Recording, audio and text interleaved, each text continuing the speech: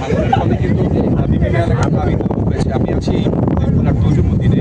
এই তজুমুদ্দিনে এই বেড়িবাঁধটি গতকাল দুপুরের দিকে ভেঙে লোকালয়ে প্লাবিত হয়েছে। এখানকার মানুষের এখন শঙ্কা এবং আতঙ্কের মধ্যে রয়েছে।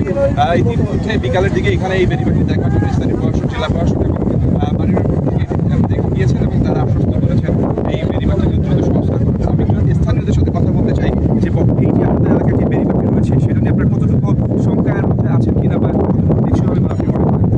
আমরা অনেক শঙ্কার মধ্যে আছি, কারণ এখানে পানি উন্নয়ন বোর্ড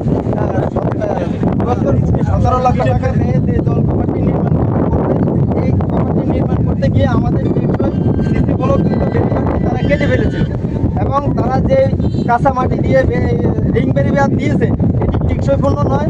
এটি জোয়ারের প্লাবিত হয়ে আমাদের তজুমুদ্দিন প্লাবিত হয়েছে এবং অনেকগুলি ঘরবাড়ি বিধ্বস্ত হয়েছে। এখন তারা যেভাবে নির্মাণ করতেছে এটি ঝুঁকির মধ্যে রয়েছে। আমরা রাতে আতঙ্কের মধ্যে রয়েছি, কখন আবার পানি ঢুকে যায়। এই প্রতিশ্রুতির মতো কিন্তু ভোলার মনপুরের একই অবস্থা।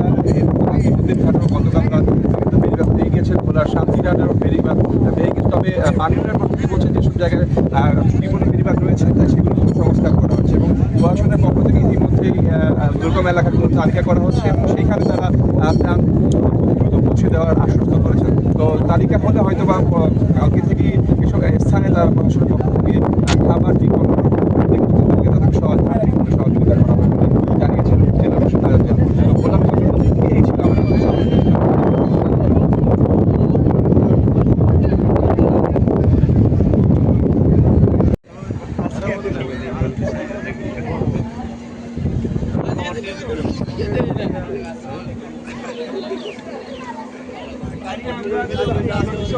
ভাই আসি আমি।